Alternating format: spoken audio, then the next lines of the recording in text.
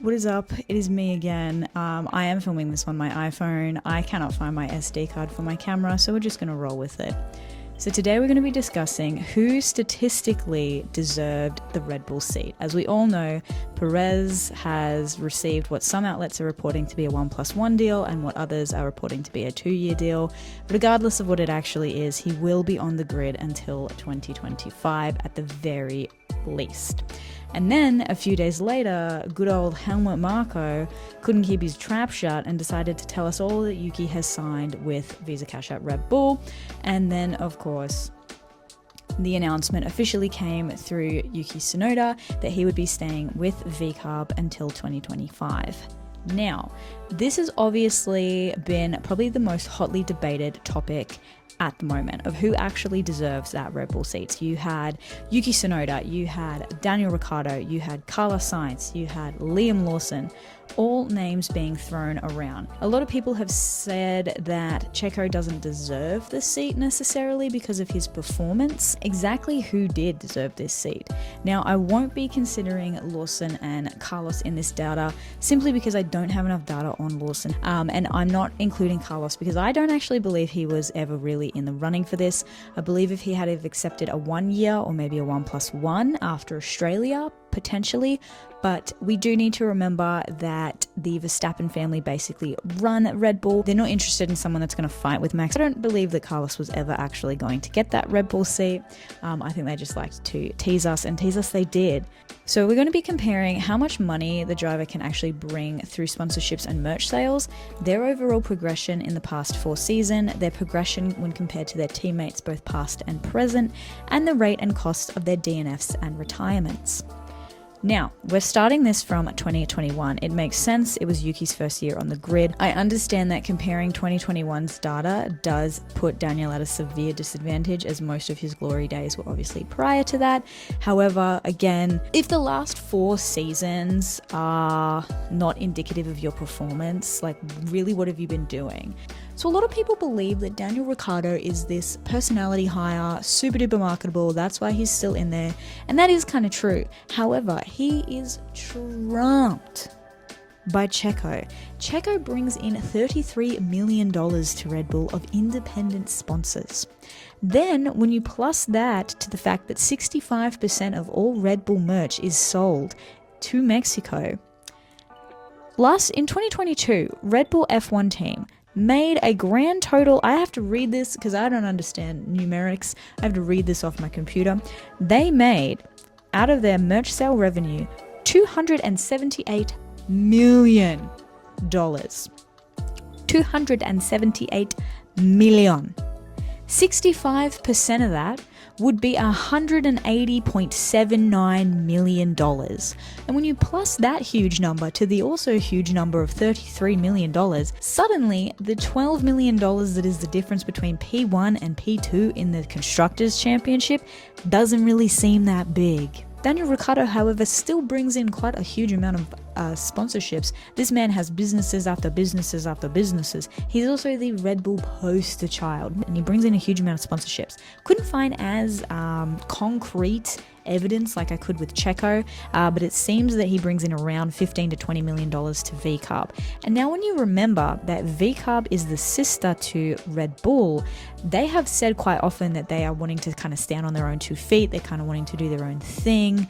They're not wanting to be as dependent upon Red Bull. $15 to $20 million to a smaller midfield team is fucking huge amount of money. Huge amount of money. So if you've got Checo who's earning like $200 million, bringing in $200 million to Red Bull, and then they're able to like not spend as much money on VCARB because you've got Daniel Ricciardo who's bumping up the numbers with his own personal sponsorships, they get in the best end of the stick. Yuki kind of fucks this one up. Yuki is highly rumored to be a pay driver, not so much rumored as it is confirmed. So basically, in his not in his contract, but in Red Bull and Honda's agreement, as Honda is supplying them with their engines, they have said that they need a Japanese driver, preferably a Japanese driver who is a graduate from the Honda Academy, which is Yuki. But Honda pays Red Bull money to keep Yuki in that seat. So what we're getting at is that everyone else is kind of bringing in sponsorships, and Yuki's getting... someone's paying for Yuki to be there. So Checo wins this one, tick in the box. Daniel second, Yuki last. So this is where we get into graphs, my favorite. We can see from the WDC points that Yuki and Checo are the two with the least downward slope. Checo was actually the only one of the three that had an actually good 2022. The other two, it wasn't good. Yuki has a terrible car, which is evidenced when we compare his data against Pierre Gasly, who went from triple digits to double digits in that year. And we all know that McLaren tried to kill Daniel Ricciardo mentally, physically, and spiritually in 2022. Between the three of them, it is Yuki who has shown consistent progress. Certainly not quick by any means. We've definitely seen the point where Yuki has matched and then surpassed Daniel. So comparatively, Checo was lagging Max by almost half in the points throughout every single one of the seasons, and it was actually the longer that Checo has stayed in the Red Bull seat, the wider the margin between him and Max has become, whereas with Yuki has been able to widen the margin against his teammates the longer he's stayed at the V-Carb outfit. I'm going to go ahead and give this round to Yuki. So leading on that note of Checo doing poorly against Max, when we plot the three of them against their teammates, we do get a clearer picture of exactly what is the car being kind of shit and what is them being kind of shit. I am going to say this, it's not fucking easy to be Checo. It's not easy to be in that seat. Max is a once in a generational talent, but the graph speaks for itself. And it's interesting to note that there have been moments in the seasons where Checo has only been a few points behind Max. There was even a huge deal being made that he might actually take the fight to Max in the 2022 and 2023 seasons. And this is what I was talking about previously. Red Bull don't want that. They don't want somebody who's gonna fight with Max. They want someone who is gonna fend off third place. And Checo kind of, not at the moment, but Checo has been able to do that the last couple of years. He's been able to fend off whoever is in third place and keep them in that third place, so it's a 1-2. They want a driver who's gonna be able to do that 1-2. When we look at Yuki's graph, we can see a very predictable rookie season where he was outperformed quite substantially by Pierre Gasly. He gets a respectable point score, but definitely compared to Pierre Gasly, who was his teammate at this time, he doesn't do a very good job. Then 2022, we see massive decreases from both Pierre and Yuki. The car was pretty atrocious. We're going to get into his DNFs and all that sort of stuff later on, but basically the car was shit. The car was not good, and Yuki really suffered quite greatly from it. Then we get into 2023 and we start this wheelhouse of teammates.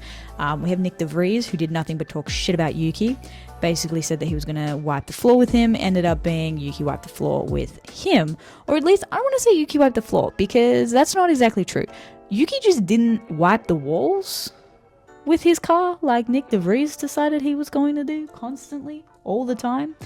And so Nick de Vries, as we all know, got the chop pretty unceremoniously, told to fuck off.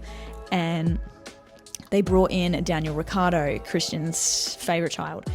And then basically Daniel Ricciardo broke his arm, got swapped out for Liam Lawson.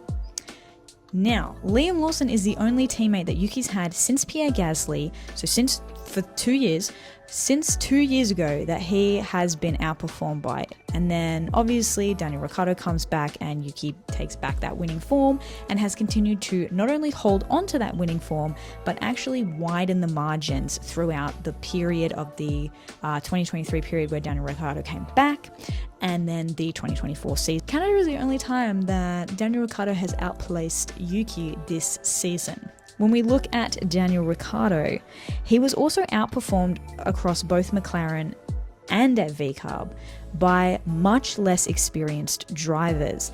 Even in 2021, which was the last time he scored in the triple digits, he was outperformed by sophomore driver Lando Norris by over 50 points. In 2022, during what a lot of people thought was his worst year, until of course he broke his hand, Norris would double the margin between them to be 100 points. Yuki also, and this data is from the Australian Grand Prix, so it could have changed slightly, the Australian Grand Prix this year, has an average finishing gap in the race of 1.67 seconds ahead of Daniel Ricciardo, while Sergio is closer to Max at about 1 second. But it is very clear that Yuki is pulling ahead of his teammate much more often. So this round also goes to Yuki. So here we have Checo 1, Yuki 2, and Daniel Ricciardo 0. So the final one is the Destructors Championship. I love the Destructors Championship. I think that we should actually have like a little Razzies type ceremony for the Destructors. I think if you're like the winner of the Destructors, you should get a you should get like a trophy, that sort of stuff. It might get mailed to you because you don't want to turn up for that. The current winner of the Destructors, the person who's leading the championship, is Sergio Perez. His massive Monaco crash, which was kind of not his fault and was kind of K-Mag's fault, cost a whopping $2.7 million to Red Bull. So Checo also averages the middle of the road here when it comes to his DNFs. He has 2. He's actually had exactly two a season for the last 4 years. Except he's already had 2 this season. It's not looking good. It's looking like he's gonna have a bad year this year. Yuki is the highest average of retirements with 2.5. In 2022, which is statistically his worst year as we've discussed, he had 5 retirements and 2 did not starts. However, in the Destructors, when it comes to how much damage he does on the car, it's actually pretty low. At the moment, he's 18th in the Destructors with just $5,000. And when you look at Lando Norris being 17th in the Destructors, Lando Norris has a bill of $100,000. So the gap between $100,000 and $5,000 is pretty big. So go Yuki. Ricciardo sits at 4th in the Destructors with $1.2 million worth of damage, which will definitely be his racing incidents with both Albon and Stroll, both of which were not really his fault either, so that's kind of unfortunate. He does have the lowest amount of retirements with 1.5, meaning I'm going to give him a point for that, and I'm going to give Yuki half a point for winning the Destructors at the moment, and just having the good fortune to not be right in front of Stroll a lot of the time. So we end this on Checo on 1 point, Yuki on 2.5, and Daniel Ricciardo on 1 point as well. So in the end, yes, I do feel that Yuki deserves the seat when we're looking at a progression level. And if this sport was purely about who's the better, like who's performing better, who's got a better progression, who's got, you know, these types of statistics, I would say, oh my god, Yuki should win, Yuki should be the one in the seat. But we know that's not how this works. This is all about money, and unfortunately Yuki just doesn't bring in as much money to such a big team as Red Bull, that they're really not going to get rid of somebody who's bringing in, again, $200 million. They're not getting rid of someone who's doing that. That's not happening. And so that is why I think that Yuki is going to go to AM in 2026. That's why I think he only signed a 1-year contract, and I'm going to look forward to it. I'm going to be really happy to see him in that green racing suit and racing in an actually decent car. I think he's done a fantastic job in the car that he has now, and I can't wait to see him in an actual decent one. If you've managed to last through this video and have critiqued my probably incredibly unfactual statistics, thank you so much for watching. I will see you in the next one. I upload these videos whenever I get the chance, but I am far more active on TikTok. So if you'd like to check me out on TikTok, it is just Bambi Bells. Thank you so much for watching, and I will see you in the next video. Bye!